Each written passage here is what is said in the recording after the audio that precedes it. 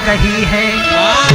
और बरखा नहीं जानत धान का सूखब, आग न जानत छान नहीं है।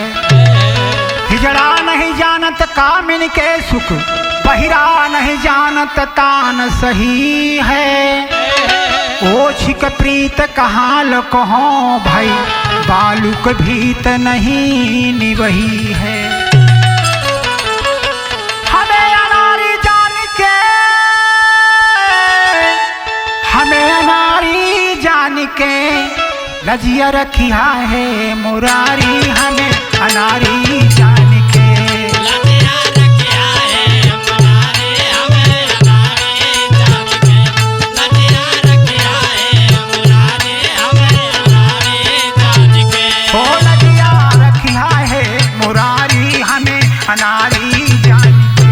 लजिया रखिया है मुरारी, हमें अनारी जान के। लजिया रखिया है मुरारी, हमें अनारी जान के।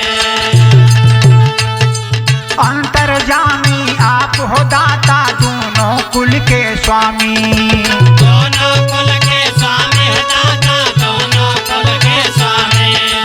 दोनों कुल के स्वामी हो दाता, दोनों कुल के स्वामी।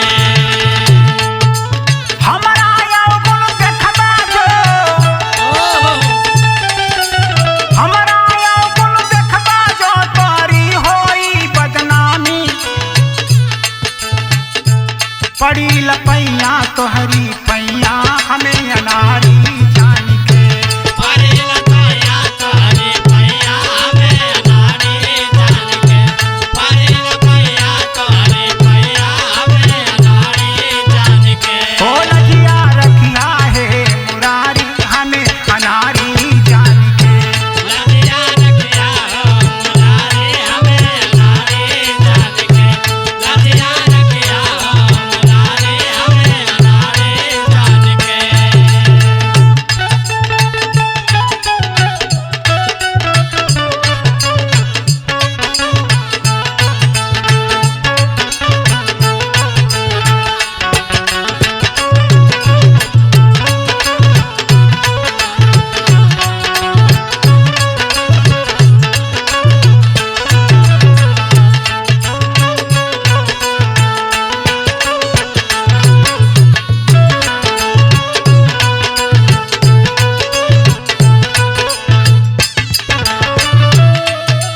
हमारे आप में फर्क यही बा, हम मंगता तू दाता।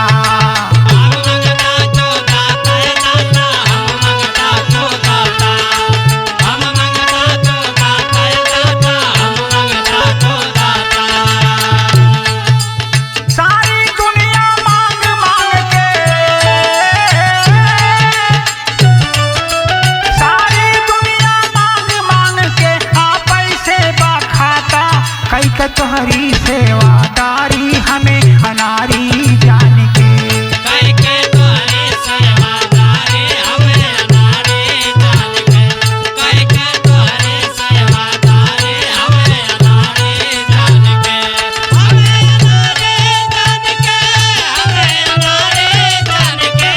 लजिया रखा है मुरारी, हमें अनारी जान के।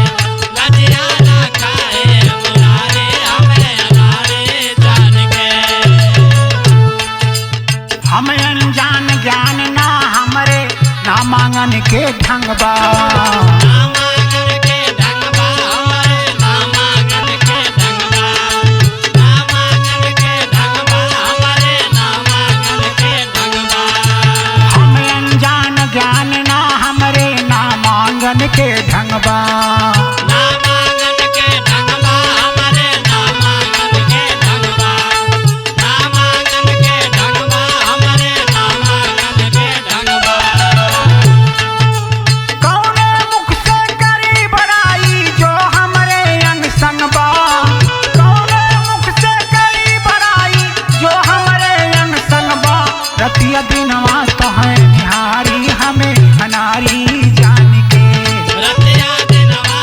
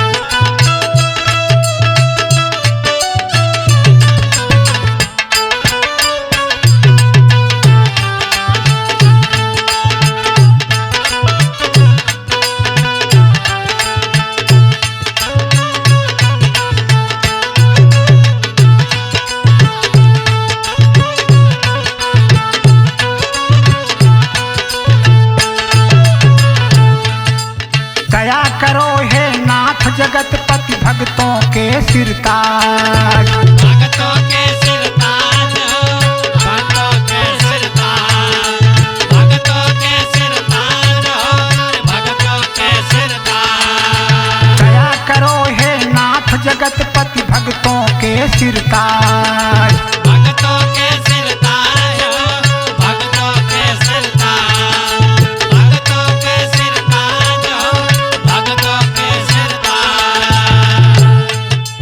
दास बनरसी विनय करत बा, दास बनरसी विनय करत बा हे सतगुरु महाराज। रहबै हर पल छिन आभारी हमें अनारी जा।